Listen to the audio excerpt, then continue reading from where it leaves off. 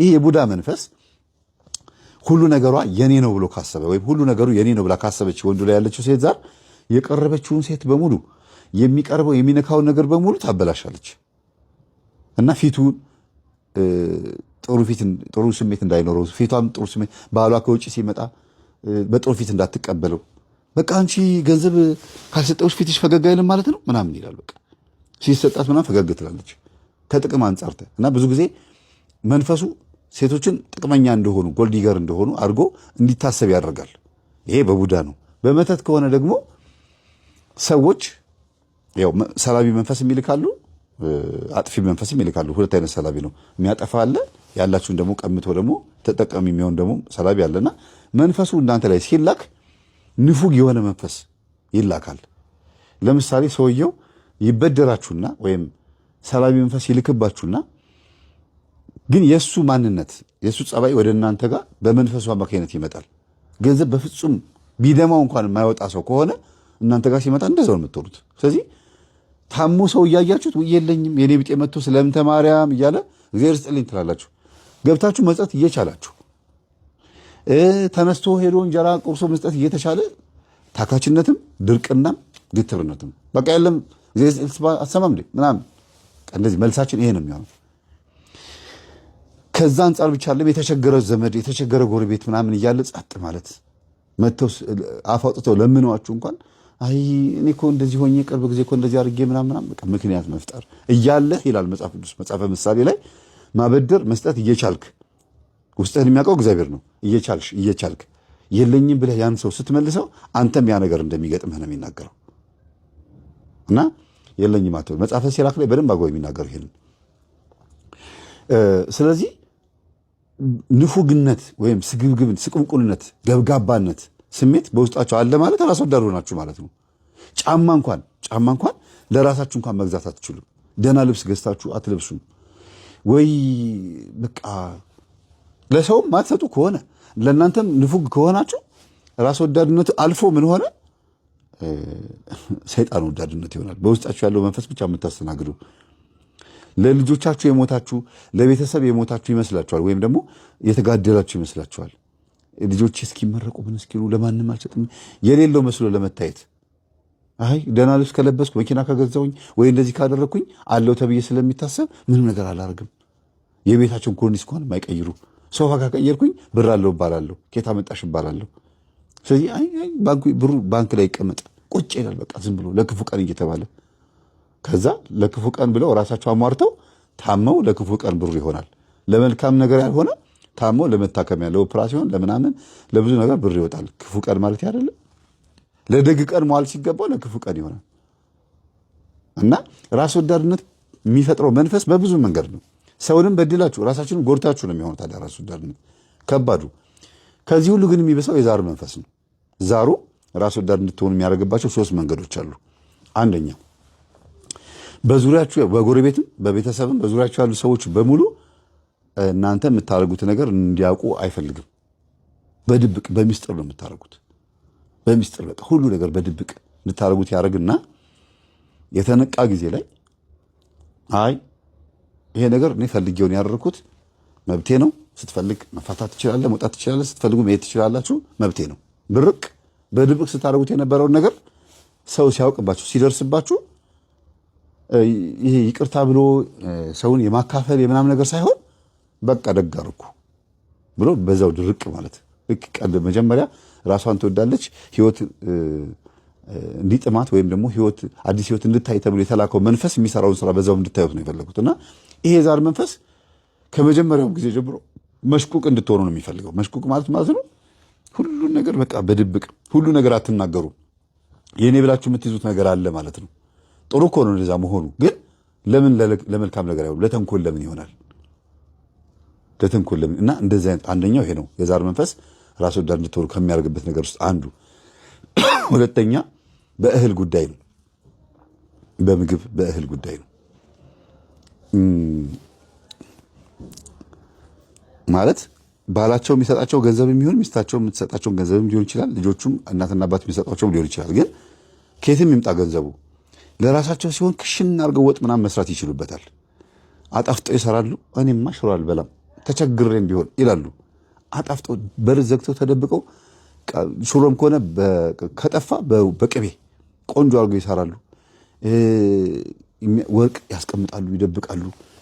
ማለት ጥሩ እኮ ነው እንደዚህ ማስቀመጣቸው፣ ግን መቼም ቢሆን እንዲታወቅ አይፈልጉም። መቼም ቢሆን በዓለም ጭምር ልጆችም ጭምር ልብስም ሲገዙ ማንም እንዲነካባቸው አይፈልጉም። በቃ እዛ ቦታ ላይ ማንም እንዲደርስባቸው አይፈልጉም። እጥር ነው የሚያደርጉት። በየትኛውም አይነት ቦታ በአመጋገብም ይሁን በአለባበስ በየትኛውም አይነት ቦታ የሚያደርጉትን ነገር ሰው እንዲነካባቸው አይፈልጉም። አውቆባቸውም ቅድም መጀመሪያ እንደነገርኩት አውቆባቸውም ይሁን ሳያውቅባቸው ግን ሰውነታቸውን አይጎዱም። ሲርባቸው ካስቀመጡት ላይ ላጣርገው ይበላሉ። ያቺን ራስ ወዳድነታቸውን በጣም ነው የሚንከባከቧት።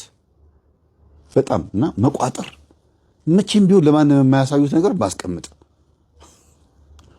ይሄ ሁለተኛው ነው። ግን እንዴት እንደሚጠፋ ደግሞ በኋላ ነግራቸዋለሁ። እንዴት እንደሚጠፋ ይሄንን አጠራቅሞ መንፈሱ እንዴት እንደሚነጥቃቸው ማለት ነው። አንዳንድ ሽማግሌዎች አይታችኋል።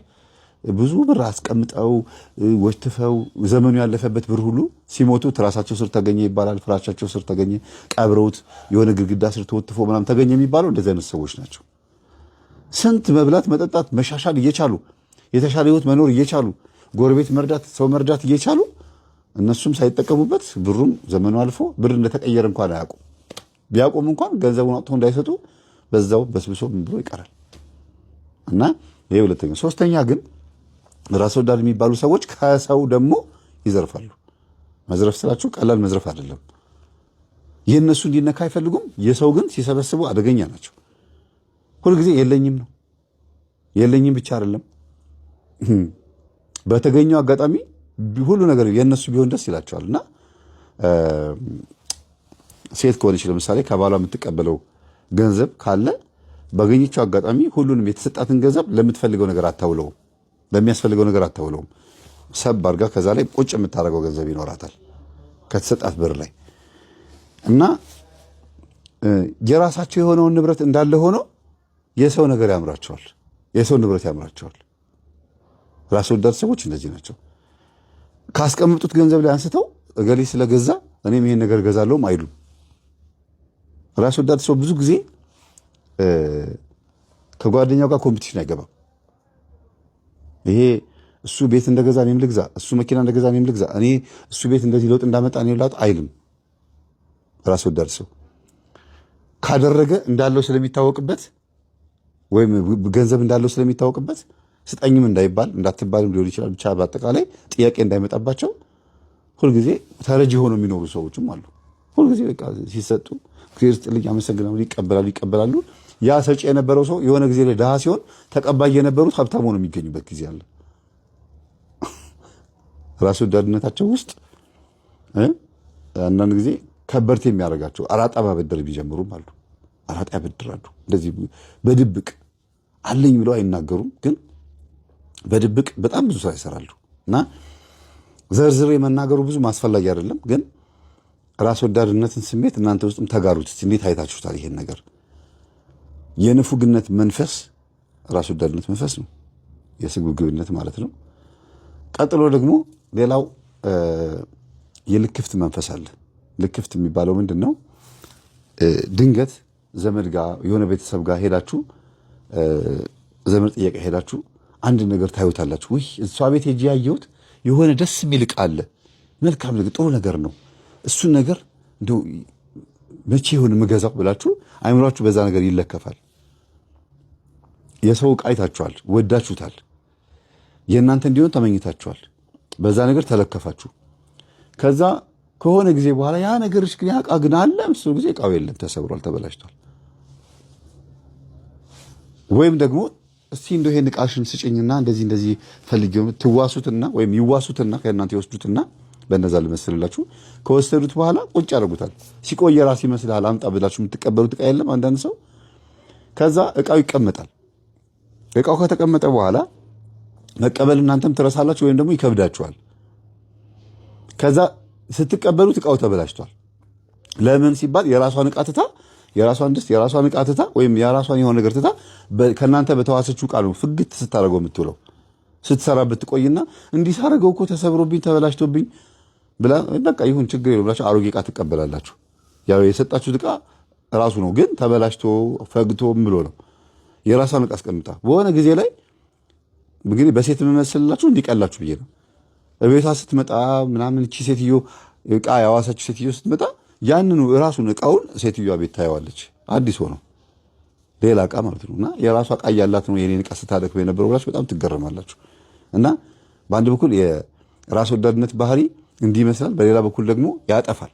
ያከማቹትን ገንዘብ በከንቱ ነው የሚያጠፋው። ለክፉ ቀን ብለው ያስቀምጣሉ፣ ክፉ ነገር ይደርስባቸውና ለክፉ ቀን ሆኖ ገንዘቡ በዛ ይጠፋል። እና እግዚአብሔር አምላክ ልቦና ይስጠን። ምክሩ ይሄን ይመስላል።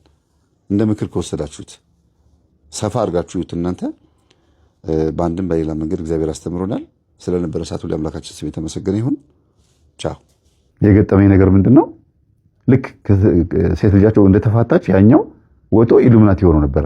ባሏ ወልዱ የልጁ አባት ማለት ነው ኢሉሚናቲ ሆኖ ነበር። እሱን ወደዚህ ለማምጣት ችግር ምን ሆነ ነው? በቃ ገንዘብ ፈልጌ ነው መብቴ ነው ምናምን ይላል። ጥቅስ ባብልን ጠቅስለት ልናስተምረው ስንል አውቀዋለሁ ምናምን ይላል። በቃ እኮ እሺ ታዲያ እኮ ሰይጣን አውቃለሁ ሰይጣን እያመለኩ እንደሆነ በቃ መብቴ ነው። አይ መጨረሻው ሲሆን ነው ይሁን አገሬ ነው ምናምን። እሺ እንዴት የምታስተምሩት ይሄን ሰው?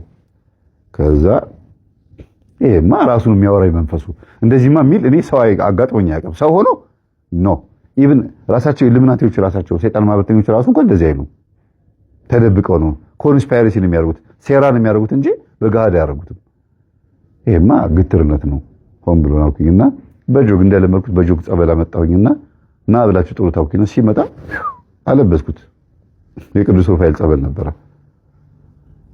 ከዛ ሳልፈቅድልህ እያለ እንትኑን ሳልፈቅድልህ እንደዚህ ታደርጋለህ ማለት በቃ ከሳሳይ ችግር የለውም አልኩት። ለምንድን ነው ከረጨሁት በኋላ አንድ ትንሽዬ ፍንጭ እንደማገኝ ስለማውቅ ነው። ይጮሃል ብዬ አይደለም፣ ቢያንስ ደንግጠው አንድ መንፈስ ከሄደ ግትርነቱን እንኳን ይተዋል ብዬ ነበር። እግዚአብሔር እንዳሰብኩትም ሆነልኝ። በማግስቱ ደውሎ ቆይ ግን እንዴት ነው እስቲ አስሽ ንገረኝ በቃ እሺ ምኑን አልኩት። ማለት እንዴት ነው እግዚአብሔር ብር ስጠኝ ስለማይሰጠኝ ታዲያ እኮ ብር ፈልገህ ነው ኢሉሚናቲ ሆንከው? አዎ ብሩ ምን ልታረግበት ነው? ወይ ልኖርበት፣ ልበላበት፣ ልጠጣበት ነው? ሌላው ሰው እንዴት ነው የሚኖረው? ኢሉሚናቲ ሆኖ ነው እንዴ ያልኩት። እሱማ እየሰራ ነው እና አንተ ትልቅ ሰው አይደል? የልጅ አባት አይደል? እንዴት ታረጋለህ? እግዚአብሔር ብር አልሰጠኝም ተብሎ ሃይማኖት ይቀየራል? ወይም ደግሞ ሰይጣንን ትከተላለህ? መጨረሻው ምንድነው እየታወቀ ስለው እሺ እንዴት ነው ብር ማግኘት የምችለው አለኝ። የሆነ ነገር ትሰራልኛል? ደብተራ መስየው እኮ ነው። ደብተራ ያጠምቃል እንዴ ያልኩት። እኔ ምን አውቃለሁ? የሆነ እንግዲህ ጥበብ የምታውቅ ከሆነ ማለት ሄደህ ገብተህበታል ምናምን ያው ደነገስ ውስጥ ገብታል። አዎ ለማንበብ ሞክሬያለሁ፣ ብዙ ነገር አድርጌያለሁ፣ ግን በቃ ምንም አልተሳካልኝም ምናምን። እሺ ስንት ብር የምትፈልገው አልኩት። ልሰጠኝ ነው አለኝ። አዎ ለምንድን ነው የምሰጠህ ግን አልኩት። በቃ እኔ ቤተሰብ ማስተዳደር ስለማልችል ትዳሬን መምራት ስለማልችል ብር ያስፈልገኛል አለኝ። ኦኬ ችግር የለውም፣ ለሚስትህ የሚያስፈልጋትን ነገር ያሟላለሁ፣ ከሚስት ጋር አብረህ ኑር፣ አንተ ግን ጸበል ተመላለስ፣ ስለ ሽሮ ስለ በርበሬ እንዳታስብ ብዬ አንዲት ከፈረንሳይ የመጣች የኔ ተማሪ ነበረች። ታሪኩን ስነግራት እኔ የቤቱን አስቤዛ በሙሉ ዘጋጋለታለሁ፣ የ6 ወር እሱ ይጠመቃለች። እግዚአብሔር ይስጣት። እውነት መንበረ ማርያም በጣም ነው የማመሰግነው። እግዚአብሔር ያክብርሽ። ሙሉን የቤት ወጪ የ6 ወሩን ምንም ነገር ጤፍ የለም ምን የለም ምንም ሳይጎል ሞላችሁ። ብር ጎሎም አይደለም እኮ ደስ እንዲለው በቃ አውቆ ምክንያት ስለሆነ ሰይጣንም ስለሆነ ነው። ከዛ እሺ ብሎ እየዞረ እየተጠመቀ ምን እያለ አሁን ራሱን አገግሞም ብሎ ትምህርት እያዳመጠ የተወሰነ የገባው ነገር አለ እና ሲያገኝ ምናምን ይላል እንደ ዱርዬ። አንተ ልጅ ዱርዬነትን ሳጨርስ ነው ትዳር ውስጥ የገባው ስለው አይ በቃ ያ አክቴ እኮ ነው ምንም ማድረግ አልችልም ምናምን ይላል። እንደዚህ በቃ ይላል። የሚያሳየው አክሽን በደንብ ያስታውቃል። ዱርዬ ወሰንገላ እለዋለሁ አቤት አላለም። ወሰንገላ መንፈስ እንግዲህ ዱርዬ የሚያደርግ መንፈስ ነው። ጸጉሩን ያንጨበራል፣ ሲጋራ ያጭሳል፣ ጫት ይቅማል፣ በቃ ዓለማዊ ነው የሚያደርገው፣ ኤቲስትና ፓጋን ያደርጋል ነው ብዬ ነግሬያቸዋለሁ። ወሰንገላ ነው አይደል እንደዚህ የምታደርገው ልጁ 50 ጊዜ አቤት ግን አፈጠጠብኝ። በስላሴ ስም ከቤት እንዳትወጣ ቤት በቃ ውሰደውና ቤት ተቀመጥ ከቤት እንዳትወጣ አልኩት። እሺ ራሱ ልጁ መለስ አለና ምንድን ያልኩት አለኝ ደንግጦ። ወሰንገላ መንፈስ እንደዚህ የሚያደርግ የሚያንከራትት ቤት ግባና ከቤት እንዳትወጣ አልኩት። እኔ ከሚስት ጋር አሁን በስልክ አወራለሁ ሂድ አልኩት። ቤት ተቀመጠ። የጓዳ ያለውን ክፍል አጽጅለትና ስዕል መተሽ ከቢሮ ሰጂ ቤቱን በስዕል አሸብርቂው የሆነ ጎረምሳ ሰፈር ውስጥ የሆነ ጎረምሳ አምጪና ቤቱን አስተካክሊ በቃ እንዳይሸት ቤቱ አድርገሽ ጥሩ አድርገሽ እዛ ሱባኤ ያዛልኳት። እስካሁን እዛ ሱባኤ ላይ ነው ያለው። ወንጌላ መንፈስ ተያዘ። ለምን አሁን እኔ መንፈስ የሚይዝ ሰው ሆኜ ወይ እንደ መምህር ግርማ የሆነ መንፈስ የሚይዝ ሰው ሆኜ አይደለም። ስታውቁበት ራሱ ቶሎ የመጋለጥ ባህሪም አለው። እናንተ ራሳችሁ ማንኛችሁም ብትሆኑ ልክ ትምህርቱን ሰምታችሁ ስትጠራጠሩ ራሱን ስታገኙት ይደነግጣል መንፈሱ ራሱ እንጂ የሆነ የማጥበቅ የመፈወስ በአም ስልጣን ኖሮኝ አይደለም። ይሄ ወሰንገላና እንደዚህ የምታደርገው እኔ ያልኩት ወዲያው ነው ተናርጂ አቤት አለ እና ማወቅ ይጠቅማል። ከእምነት ጎን ለጎን ዕውቀት በጣም ወሳኝ ነው። መንቃት በጣም አሪፍ ነገር ነው። ዛሬ ባይጠቅማችሁ ነገ ይጠቅማችኋል። እናትና አባታችሁ በአዳም ልኮ ያመልኩ የነበሩ ቤተሰቦች ባይሆኑ እንኳን የካህን ዘር ነኝ የቄስ ዘር ነኝ እኛ ቤት ውስጥ ቡና ይፈላ አልነበረም ወይም ደግሞ ምንም ነገር የለም ሰላም ላይ ነበር ነው ብላችሁ የምታስቡ እንኳን ብትሆኑ ትምህርቱን አዳምጣችሁ ሰው ታድርኑበታላችሁ። ምናልባት ደግሞ እናንተን የሚጠቅም ነገር ደግሞ ልታገኙ ትችላላችሁ የሆነ ነገር ላይ። ስለዚህ አይናቅም፣ ዕውቀት አይናቅም። ስለነበረ ሰዓቱ ለአምላካችን ስም የተመሰገነ ይሁን። ሰላሙ ነው። ለምንድነው ጸበል መሄድ የማልመኘው? ምንድነው እሱ? ይሄ ሁሉ ሰው ለጸበል እንኳን ራሴን አንድ ቀን እንኳን ያላሰብኩት እንደው ሄዶ ፉት እንኳን አይባልም እያለ ክርም ብሎት የቴሌግራም ግሩፕ ላይ ይገባላችኋል። የቴሌግራም ግሩፕ ላይ ጸሎት ላይ ገብቶ አብሮ መጸለይ፣ አብሮ መስገድ፣ በቃ መትጋት ከዚህኛው ሚስቱ ጋር ሌላኛው ሚስቱን ጋር እየደወለ እኔ ጋር የነበረው አይነት ጥላ ጋር ነው እንደዚህ ያረጋችሁ እንደዚህ ነው እያለ ሁሉም የወለዱለት ጋር ዝም ብሎ ያባረራትም ሴት ጋር በቃ ማለት 8ቱም ጋር ማለት ነው።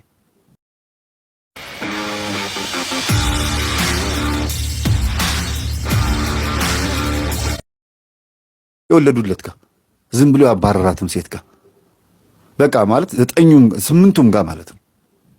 ለምን 8ቱ ጋር 7ቱ ጋር ነው እንጂ ሁለቱማ ሰሙ እኮ በቃ 7ቱም ጋር ደውሎ ነገራቸው። ከዛ ለኔ የደወለችልኝ 8ኛ ላይ ነው ምናምን ያለችው እኔ ደውላልኝ ባለቤቴ እኮ እንደዚህ ሆኖ አሁን የሚኖረው ከሌላ ሴት ጋር ነው እና አሁን ገብቶት ይወልህ በዚህ ምክንያት ምናምን ብላ ስትነግረኝ እስቲ ልወቀው ብዬ ሄድኩኝ። ይሄን ታሪክ ሁሉም ሚስቶች ባሉበት ነው መስማት የምፈልገው ብዬ ተደዋውለን 9ኙንም ደረደርኳቸው። 9ኙንም ፊት ለፊት ቁጭ አድርጌ ጎረቤትም እናትየዋም መጡ። ከዛ ቁጭ ብለው የተፈጠረውን ሁሉን በየተራ ሲያወሩ እንዲያረገኝ ነበር ሲሉ በሉ ዝም በሉ ይሄ ሁሉ የኔ ጉድ ነው አሉ ሴትዮዋ። እኔ ምንም ሳልናገር ምንም ሳልሰብክ ተምሬ መጣሁኝ ይላቸዋለሁ። እርስ በርስ ተማምረን ግን ትንሽ ስለ ሴት ዘር አይነ ጥላ አስተምሬያቸው እንዴት እንደምታረግ ነግሬያቸው መጣሁ። በወንድ ልጅ ላይ ስታርፍ ሴት ዘር አይነ ጥላ ግሎ ወሲብ ታስፈጽማለች፣ ሚስት እንዲያስጠላው ታረጋለች። ስንፈተ ወሲብ ታስፈጽምና ትዳር ታፋታለች። ሴት ዘር አይነ ጥላ ባል ላይ ካለች ትማታለች፣ ሚስትን ጥርስ ታወልቃለች፣ ደም ታፈሳለች።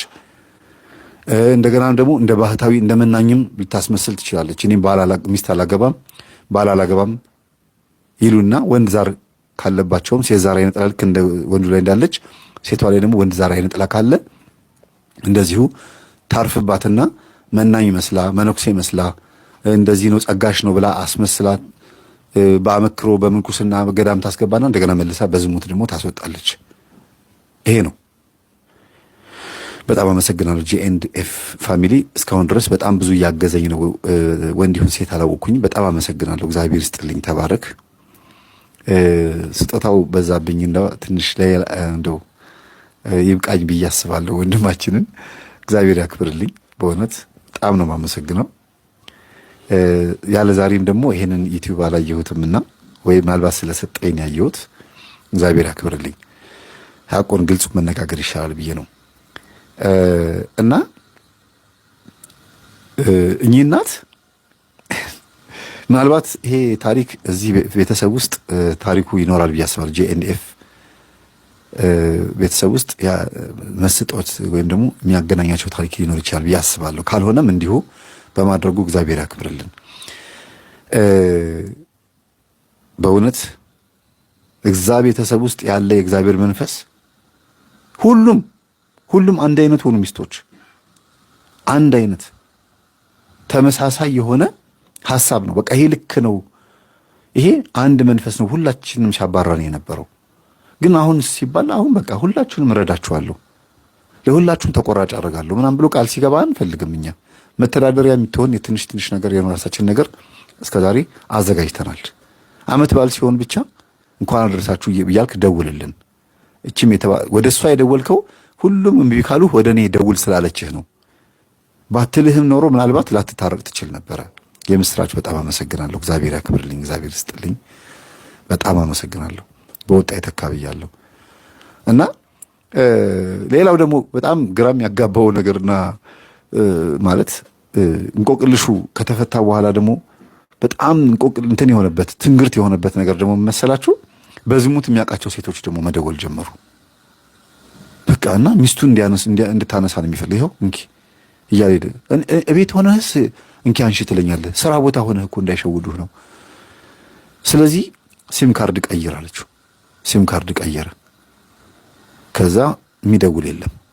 ያን ሲም ካርድ ግን እሷ ያዘችውና ሲደውሉ እያነሳች ባለቤቴ ጸበል ሄዶ እንደዚህ ሆኗል፣ ምናልባት ገንዘብ ሳንቲም ፈልጋችሁ ቸግሯችሁ ከሆነ እኔ እሰጣችኋለሁ፣ የዝሙት ደንበኛችሁ ነበረ ስትላቸው አዎ ይመጣል፣ ወሲብ እንኳን አይፈልግም። የሚገርማችሁ ኦራል ነው የሚፈልገው። ኦራል ታውቃላችሁ? ቀፋፊ ነገር ነው። በጣም ቀፋፊ የሆነ ሩካቤ ነው። አዳም ወዴት ነህ ያልከኝ፣ በፍቅር ድምፅ ፈለከኝ። አልብሰኝ ነጩን ልብስ፣ እወድሃለሁ ኢየሱስ፣ አከብረሃለሁ ክርስቶስ።